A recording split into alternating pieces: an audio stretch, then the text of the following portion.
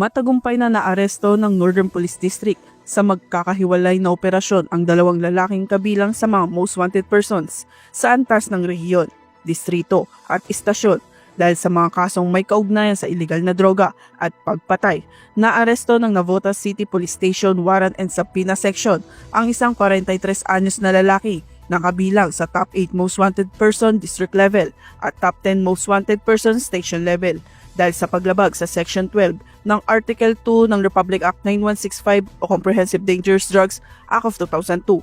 Ang pulis na botas kami ng warrant and subpoena section na-aresto ka namin sa visa ng warrant of arrest na inisyu ng RTC Navotas City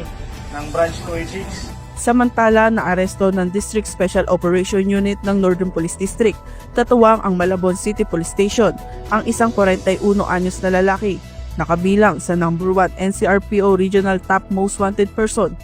number 3 sa NPD Top Most Wanted Person at number 2 sa Malabon City Police Station Top Most Wanted Person sa bisa ng warrant of arrest para sa kasong pagpatay o murder